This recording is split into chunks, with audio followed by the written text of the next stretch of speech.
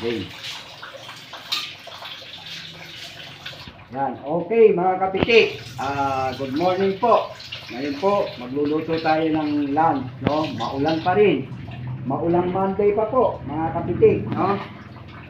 Hindi tayo makapangisda. Kaya ngayon, ito, diskarte tayo ng ulam, mga kapitik. Magluluto tayo ng sinigang na haba. Isda pa rin, no? Pero madaling hulihin, mga kapitik. Ayan, lalagyan natin ng talbos ng kamote. Ayan. Okay, mga kapitik. Ito po ang ating pangmalukitang lunch. Ayan. Okay, mga kapitik. At start na po natin ang pagluto ng ating sinigang na salmon. Ayan. Ayan, mga kapitik. Ang ating recipe ngayon dahil maulan, no? Hindi tayo makapangisda. Kaya kailangan isip tayo ng pangulam na mas mabilis. Ayan, okay mga kapitik. Lagay na po natin ang ating ginger at luya. Ayan. Ayan mga kapitik. Lagay na po natin ang ating garlic. Ayan. Okay, lagay na po natin ang ating sibuyas. Mga kapitik.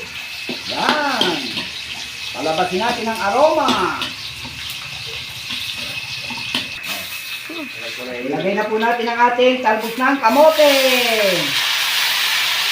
Ayan. Okay, at ilagay na po natin ang ating nahuling isda. Ayan. Ayan, ang ating nahuling isda. Ayan, mga kapitik.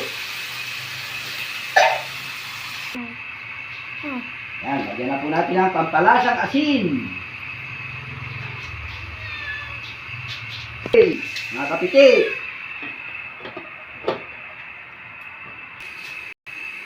Yan, okay mga kapitik. Wow, kumukulo na. Ilalagay na po natin ang ating ceiling green. Yan.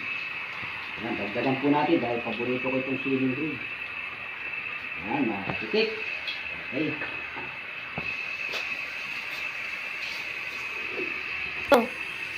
Okay, mga kapitik.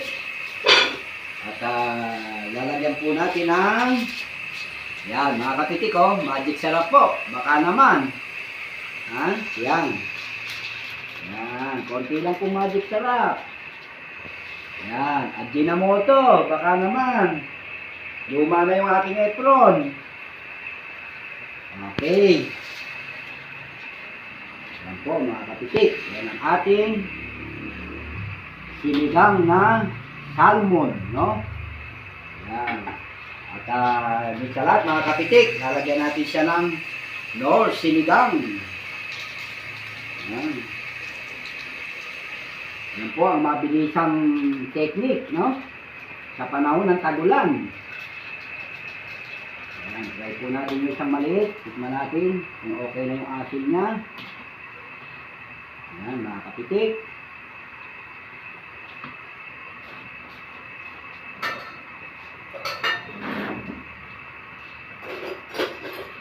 Yan, tignan po ang asin. Okay na, tsaka ang ating timplada.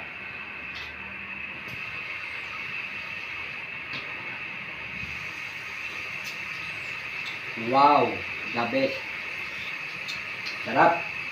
Dagdag lang po tayo ng konting asin. Para lalong tumatalab yung ating ano. Saka isang maliit pa na nor sinigang. Ay, naku. Na-shoot. Aray ko. Na-shoot mga kapitik.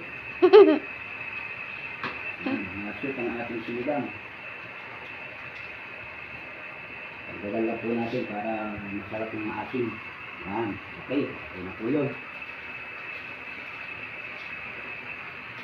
Yan mga kapitik. Ayan na po ang ating sinigang na salmon saba. No? Yan. Okay mga kapitik. Yan po ang ating technique. Pag sa panahon ng tagulan, mabilis ang technique. Tikman po natin kung tama ni asin.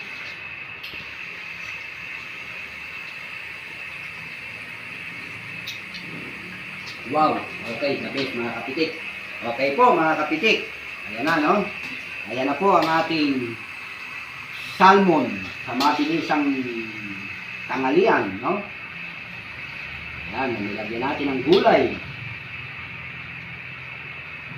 Okay, bakbakan na po ito. Okay mga kapitik, yan po, kung nagustuhan niyo po ang aming video, pa-like, share, and subscribe sa aming channel. At pakipindot na rin po ang notification bell para updated tayo sa ating mga videos. Yan mga kapitik, no? Yan po ang diskarte ni kapitik sa mabilisang ulam, no? Try nyo po ang sinigang na saba. Yan. Okay mga kapitik, at sa muli pong pagluluto ni Kapitik Chef.